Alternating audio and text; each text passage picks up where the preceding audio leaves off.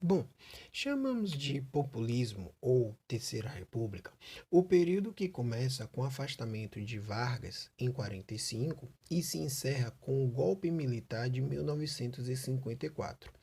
Uma novidade dentro desse período era a consolidação de partidos políticos nacionais, ou seja, organizados em todo o país, em vez de existirem apenas nos estados, como tinha sido na Primeira República. No finalzinho da ditadura do Estado Novo, quando Getúlio teve de ceder e abrir o regime, já estavam em formação novos partidos políticos. Entre eles, os principais eram o PSD, a UDN e o PTB. Apesar de ter esse nome, o PSD, Partido Social Democrático, ele nada tinha da social-democracia europeia.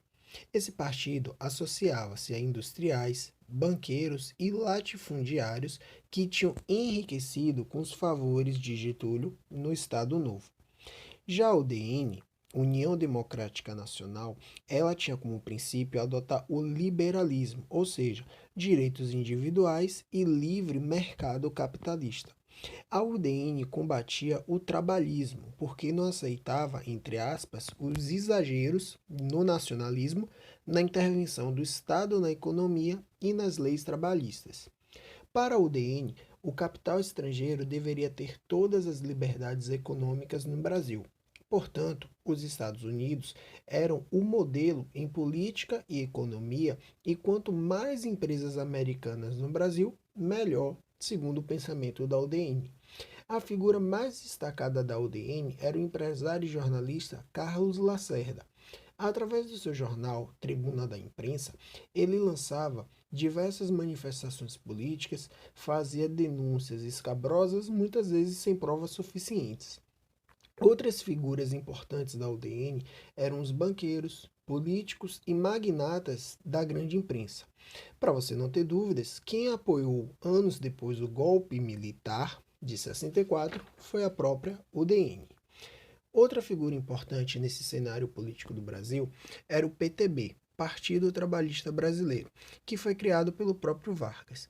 O primeiro objetivo era bem simples: ganhar votos dos operários e da classe média baixa. O PTB lançava sua base de apoio nos sindicatos cujos dirigentes tinham relações políticas com os ministros do trabalho getulistas.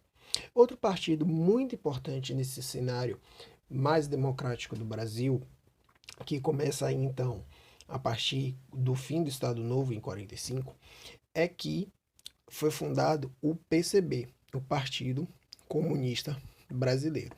Bom, até então, você desse partido grandes figuras intelectuais, como os escritores Graciliano Ramos, Jorge Amado, também Caio Prado Júnior e Cândido Portinari.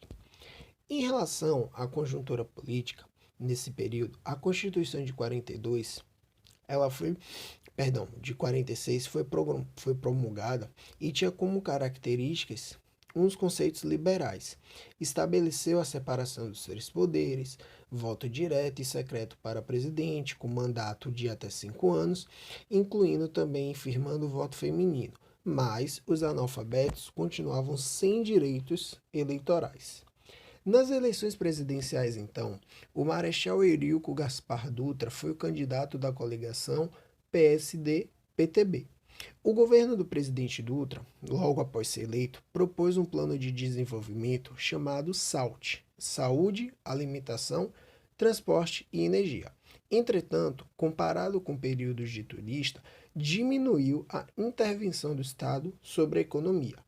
Nesse período também se acirrava cada vez mais a Guerra Fria entre os Estados Unidos e a União Soviética. Nenhum país tinha o direito de ficar neutro diante das superpotências. Dentro desse quadro, o presidente Truman, dos Estados Unidos, enviou militares em missão ao Brasil para ajudar a fundar a Escola Superior de Guerra, a ESG, que começou a funcionar em 49.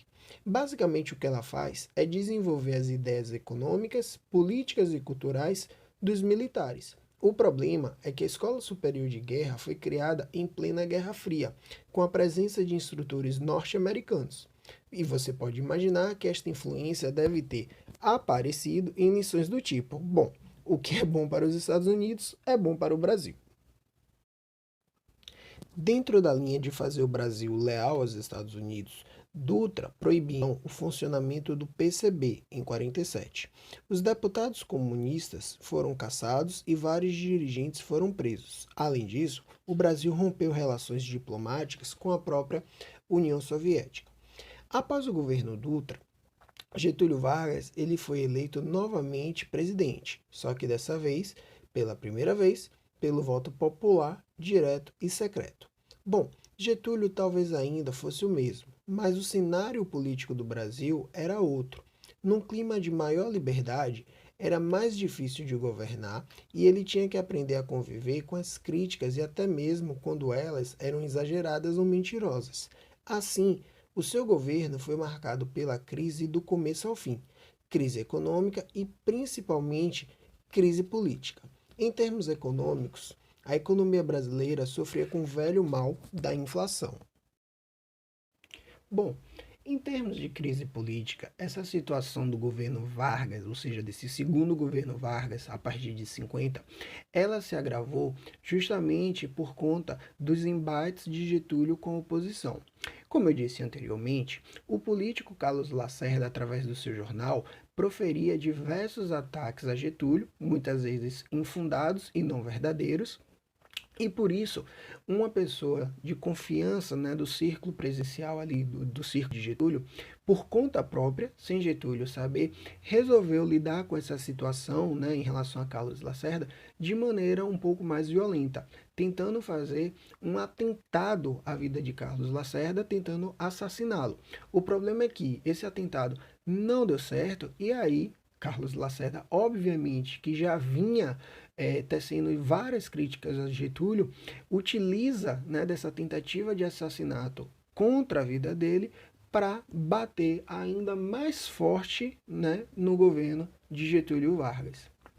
Então, diante de toda essa pressão, e lembrando sempre, o que se tratava no Brasil, nesse contexto político, era a visão de como, né, o governo brasileiro deveria lidar principalmente com a economia. Ou seja, Getúlio, que tinha um projeto muito mais nacionalista de governo, com empresas estatais como a Petrobras, a Companhia Siderúrgica do São Francisco e outras mais, enquanto que você tinha uma oposição e um grupo de militares que tinha uma postura muito mais próxima e alinhada com os interesses dos Estados Unidos, que queria, né, que o Brasil abrisse o país ao capital estrangeiro, sobretudo o capital estadunidense, e principalmente a questão de acabar, né, com o controle do Estado, não só na intervenção da economia, mas principalmente, sobretudo, nas empresas estatais, né, que essas empresas se deixassem de ser públicas. Então, Carlos Lacerda, diante dessa visão política, né, de um alinhamento mais próximo dos Estados Unidos, aproveita, né, o atentado contra a vida dele para definitivamente pressionar o governo de Getúlio Vargas. Vargas, então, percebendo toda essa situação, percebendo que realmente não conseguiria contornar, que um golpe estava cada vez mais próximo, ele, na jogada política, faz então a famosa Carta Testamento e acaba cometendo suicídio em 1954. Basicamente, o conteúdo dessa carta, Vargas ele reforçava a questão, no caso, o seu interesse em defender as empresas brasileiras e defender uma política nacionalista, ou seja, de valorização do Brasil. Diante da divulgação dessa carta e do conteúdo dessa carta, a população, de certo modo, grande parte da população, fica, né, ao lado do presidente, se comove com esse ato, né, de suicídio, onde Vargas tira sua vida, né, em prol, digamos assim, do Brasil, de uma política nacionalista. Então a maior parte da população toma partido de Getúlio Vargas e aí essa comoção nacional em torno da morte de Getúlio, muitos historiadores apontam, né, que foi ali o que impediu o golpe já em 54, ou seja, 10 anos antes do golpe militar de 64. Bom, diante da morte de Vargas, né, há um mandato então tampão até as novas eleições, que aí o candidato Juscelino Kubitschek, que parte então, vence essas eleições, e é o que a gente vai discutir na próxima videoaula, na parte 2, sobre essa questão do populismo no Brasil.